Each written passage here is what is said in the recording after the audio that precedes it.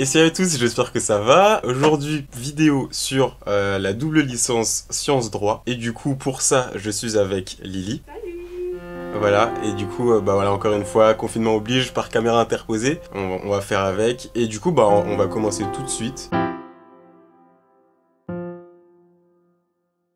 Présente-toi, et puis ensuite tu nous diras ce que t'as mis sur Parcoursup et le bac que t'as fait pour avoir le profil d'élève que t'es. Bah, salut, je m'appelle Lily. Du coup, je suis en double licence sciences et droit. J'ai fait un bac S que j'ai obtenu de justesse avec mention très bien, mais Ah ok, j'ai cru de justesse, juste de justesse. ah non, de justesse avec mention très bien. Et donc sur Parcoursup, ce que j'avais mis pas mal de facs parisiennes en droit. Le top 2 Assas, Sorbonne. J'avais mis Descartes aussi. Et après plein de facs régionales. Donc moi j'ai été prise un petit peu de partout dans les facs régionales. Mais par contre à Paris, j'ai été prise assez rapidement à Descartes. Et les top 2, je les ai pas eu de suite. J'ai pas continué la procédure Parcoursup assez longtemps pour savoir si j'aurais été prise. Mais étant donné mon classement et on n'est pas prioritaire quand on habite en province. Voilà, je pense pas que je l'aurais eu. Et du coup, pour la double licence sciences droit, c'est une procédure hors Parcoursup. Ah ok, d'accord. Ça fait très très peur parce que ça peut être un peu stressant, c'est vrai, parce qu'on doit passer des entretiens, etc. Mais en fait, c'est vraiment à notre avantage parce que c'est des vraies personnes qui regardent nos dossiers et qu'on n'a pas de quota. Donc, si vous êtes boursier ou pas boursier, enfin, il n'y a vraiment pas de pourcentage. Les directeurs prennent vraiment les profils qui leur plaisent le plus. Et du coup, c'est ça que j'ai beaucoup aimé et qui m'a permis de pouvoir intégrer cette double licence-là parce que je pense que sur Parcoursup, ça aurait été un peu plus compliqué. Ok, ça marche. Bah écoute, en vrai, c'est assez complet. Et du coup, où est-ce que tu l'as fait ta double licence? Enfin, notre maison mère, c'est Sorbonne Université, qui est en partenariat avec Panthéon-Assas. Donc on fait les sciences à Sorbonne Université et le droit à Panthéon-Assas, du coup. J'imagine. Et du coup, pourquoi t'as fait cette double licence tout simplement? Pourquoi j'ai dit double licence? Déjà le côté international, enfin ça ouvre énormément de portes après la double licence. Surtout aussi, je voulais jouer la sécurité. C'est-à-dire que on sait pas toujours quand on est... Ouais, moi j'étais en bac S en plus, donc on sait pas si le droit ça va nous plaire. On n'en a jamais fait. Les retours qu'on en a, il y a des gens qui adorent, il y a des gens qui quittent au bout de 2 semaines. Donc c'était très compliqué. Donc je voulais vraiment la sécurité de me dire j'essaye le droit en prenant les sciences. Et il y a toujours moyen d'arrêter le droit après si ça me plaît pas. Ok, ça marche. Et toi, du coup, là, pour l'instant, t'es bien dans les deux J'ai un gros coup de cœur pour le droit. Je continue les sciences, voilà, enfin les sciences, on en a toujours fait, donc c'est pas nouveau en soi, on découvre rien de fou. D'ailleurs, du coup, t'es en quelle année? Moi je suis en première année, notre association donc, de la double licence, qui voilà, avec des L2 et des L3, donc ça c'est top. Ok, cool. Et bah, du coup, pour toi, là, pour l'instant, c'est quoi les avantages et les inconvénients de cette double licence? Je pense à la fin, c'est qu'à la fin on sort avec 2 diplômes. Donc c'est la spécificité un peu de ce double cursus, c'est qu'à la fin on ressort vraiment avec 2 diplômes séparés qui n'ont rien à voir et qu'on peut par la suite continuer dans tous les domaines du droit et tous les domaines des sciences. C'est quand même un énorme avantage, je trouve. L'avantage aussi, c'est qu'on est une petite promo. On est, enfin, en L1, on est 30 et les L2 et les L3, ils sont encore moins, ils sont une vingtaine. La proximité, on a une expérience du coup de la fac complètement différente des autres. Ok, et pour toi, il n'y a pas d'inconvénients? Si, il y a des inconvénients. Inconvénients, je dirais, on peut pas être à 100% de partout. Donc, c'est-à-dire que il y a des matières qu'on peut pas assister, auxquelles on peut pas assister. On n'a pas en droit, pardon. Par exemple, on a un TD qu'on n'a pas et pourtant on passe la même épreuve que les personnes qui ont un TD. Donc ça, c'est un peu, voilà. Et aussi, on peut pas choisir nos TD. Voilà. D'accord. Bon, après ça fait partie du lot quand on fait la double licence. Ok. Et du coup, est-ce que pour l'instant, t'as relevé des difficultés propres au fait d'être en double licence? Ouais, des cours qui se chevauchent. Des fois, on a un TD qui tombe en même temps qu'un contrôle de maths. Donc, il faut absolument aller voir les deux parties et demander qui est OK pour décaler du coup ou le contrôle ou le TD, sachant que les deux sont obligatoires. Difficulté de trouver une nouvelle méthode de travail parce que au lycée, pour les sciences, il n'y a pas de souci parce que c'est la méthode de travail qu'on a toujours eue. Mais par contre, en droit, il faut trouver une nouvelle méthode de travail et concilier droit et sciences. Et des fois, le droit empiète énormément sur les sciences, vu qu'on essaye de trouver... Enfin, c'est nouveau, quoi, donc... Ok, je vois. Et toi, tu fais comment, du coup? T'as trouvé ta manière de faire? Alors moi, j'ai trouvé ma manière de faire. Enfin, je me mets des priorités, c'est-à-dire que je commence toujours par faire la chose la plus importante là maintenant. Donc, par exemple, ça peut être faire mon TD. C'est la chose la plus importante car je dois le rendre pour le lundi. Et mon cours de maths par exemple, bah, il peut attendre. Donc mettre des priorités, classer dans l'ordre du plus important au moins important parce qu'on peut pas tout faire. On fait 2 licences complètement à part entière, donc il faut faire des choix et voilà. Ok, je vois. Est-ce que tu sens que t'es meilleur dans une partie que dans une autre? Pour l'instant, c'est un peu... Bah, le droit, ça me plaît vraiment et j'aime vraiment ça et je suis super investie par rapport aux sciences. Je suis beaucoup plus investie en droit qu'en sciences, ça c'est sûr.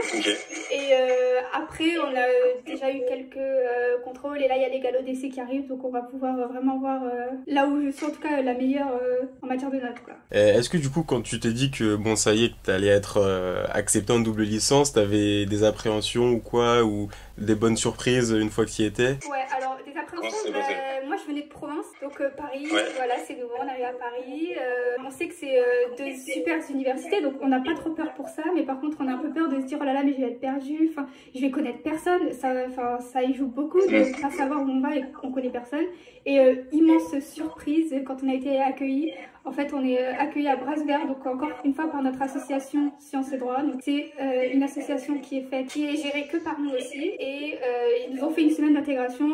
Et même avant ça, en fait, on avait un groupe Messenger où on a commencé à parler. On s'est rencontrés avant même la semaine d'intégration, avant même de commencer les cours. Ça s'est très bien passé. Ouais, ça s'est super bien passé. Et du coup, bah, heureusement qu'ils étaient là parce que sinon, ça aurait pas été possible. Enfin, la fac, être toute seule, surtout quand on vient pas de Paris. Donc on a vraiment zéro connaissance.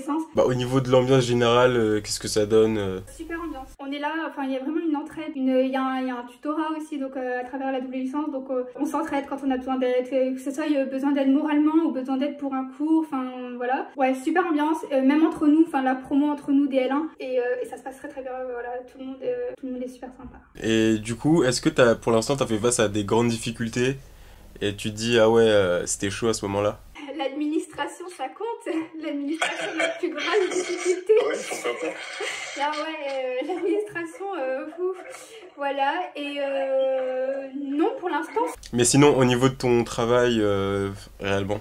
C'est pas très très compliqué, c'est assez intuitif en fait au final. Mais c'est beaucoup une grosse quantité on va dire, donc du coup bon, c'est pas très très compliqué mais c'est en énorme quantité, donc la difficulté c'est de gérer la quantité en fait. L'organisation, comment ça se passe pour toi? Comment tu fais? Moi j'ai une technique vraiment à part entière, c'est à dire que j'allais très très peu en amphi quand on était en présentiel hein, bien sûr.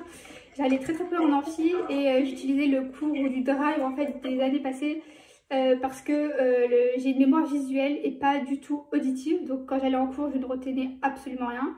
Donc pendant l'heure du cours, en fait, j'allais à la BU ou chez moi si j'avais la flemme d'aller à la BU et je bossais mon cours et en même temps je le fichais. J'apprenais déjà mon cours, en fait, j'étais déjà dans l'apprentissage du cours.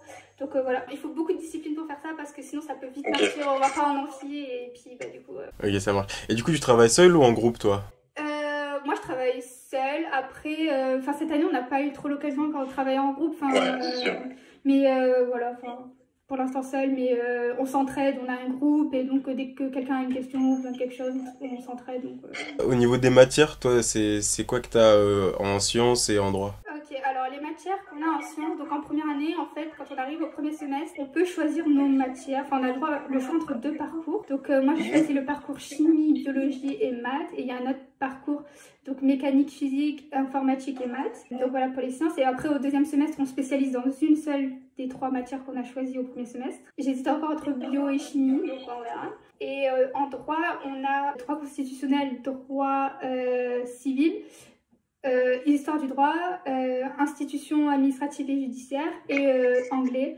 Et on n'a que, par contre, les TD de droit constitutionnel et de droit civil, on n'a pas celui d'histoire du droit. Et pour toi, est-ce qu'il y a eu une matière qui était plus compliquée qu'une autre ou ça va, t'as su tout bien gérer? Je suis pas une très grande fan des maths, donc je dirais les maths.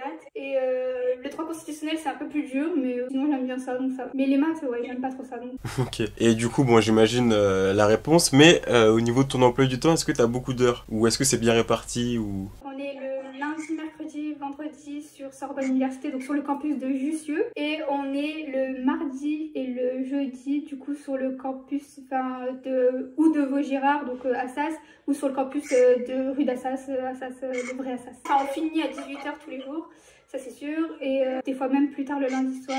Et par contre, on commence un peu plus tard à Sorbonne Université. Au niveau du volume horaire, tu dirais que t'as combien d'heures?